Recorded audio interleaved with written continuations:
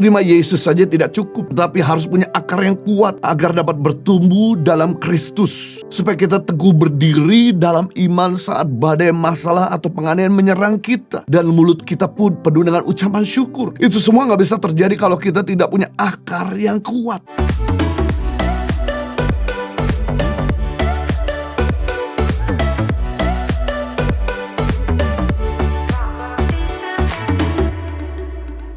Minggu ini kalau Anda sedang dengan sebuah judul khotbah, saya bikin khotbah saya dengan tema berdiri teguh di tengah badai. Efesus 6 ayat 10, Paulus berkata kepada jemaat di Efesus, akhirnya hendaklah kamu kuat di dalam Tuhan, di dalam kekuatan kuasa-Nya. Merupakan sebuah perintah Tuhan untuk kita tetap kuat. Merupakan sebuah perintah Tuhan untuk kita menggunakan kuasa Tuhan yang ada dalam diri kita. Banyak orang yang berolahraga agar badannya menjadi sehat dan kuat. Hal ini memang baik sebab dapat membuat kita sehat secara fisik. Begitu pula secara mental dan rohani kita harus menjadi orang yang kuat dan teguh. Kitab Efesus mengatakan hendaklah kita menjadi kuat di dalam kekuatan kuasa-Nya. Berarti kita bisa melihat bahwa kekuatan yang sesungguhnya tidak datang dari luar tapi datang dari Tuhan. Tapi ada bagian yang kita perlu lakukan, yaitu kita harus berdiri teguh di tengah-tengah badai. Maka dia akan memberikan kekuatan di dalam diri kita. Rasul Paulus juga memberikan nasihat di dalam Efesus pasal 6 ayat 10-20 agar kita menang melawan godaan iblis. Paulus menggambarkan bahwa hidup orang percaya di dunia ini seperti perang, medan tempur, melawan kuasa kegelapan. Kuasa iblis atau kuasa kegelapan itu tidak kelihatan, tapi bisa mempengaruhi hati dan pikiran kita. Dan iblis memakai dua taktik ampuh untuk membuat kita jatuh dan terjerumus. Yang pertama, taktik ampuh daripada kuasa kegelapan adalah memakai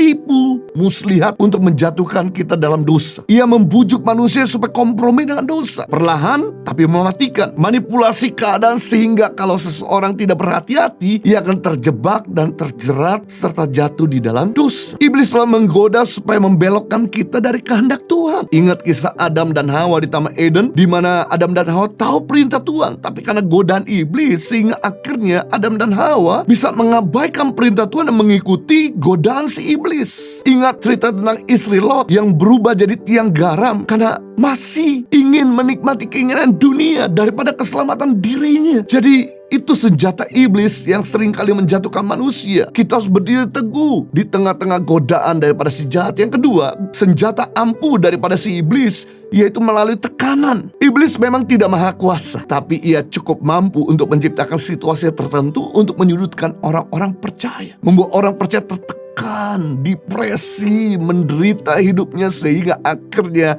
akan meninggalkan Tuhan dan perintah Tuhan. Seperti yang dialami oleh istri Ayub ketika kehilangan semua anak kandungnya, ketika kehilangan semua harta bendanya, dan bahkan penyakit busuk yang diderita oleh Ayub, suaminya tidak sembuh-sembuh, membuat istri Ayub tidak tahan akan beban penderitaan, meminta Ayub untuk meninggalkan Tuhan yang maha besar. Puji Tuhan, waktu itu Ayub tidak sampai tergoda dan dia tetap mendekatkan diri dan percaya kepada Tuhan, dan akhirnya Tuhan pulihkan keadaan Ayub dan keluarganya. Nah, kita belajar bagaimana tetap berdiri teguh di tengah badai masalah dan cobaan dari si iblis. Yang pertama, kita belajar bagaimana berdiri teguh di tengah badai, punya akar yang kuat, punya fondasi yang kokoh. Kekuatan sebuah bangunan selalu ada pada fondasi. Makanya 50% lebih waktu pembangunan dihabiskan untuk meletakkan fondasi. Jika tidak punya cukup waktu untuk meletakkan fondasi bangunan, maka saat ada badai, hujan, dan gempa atau sedikit pergerakan bangunan tersebut terjadi, akan roboh dan hebatlah kerusakannya. Kolose 2 ayat 7, hendaklah kamu berakar di dalam Tuhan dan dibangun di atas Dia. Hendaklah kamu bertambah teguh di dalam iman yang telah diajarkan kepadamu, dan hendaklah hatimu melimpah dengan ucapan syukur. Rasul Paulus sedang mengingatkan jemaat di Kolose, terima Yesus saja tidak cukup, tetapi harus punya akar yang kuat agar dapat bertumbuh dalam Kristus. Supaya kita teguh berdiri dalam iman saat badai masalah atau penganiayaan menyerang kita, dan mulut kita pun penuh dengan ucapan syukur. Itu semua gak bisa terjadi kalau kita tidak punya akar yang kuat.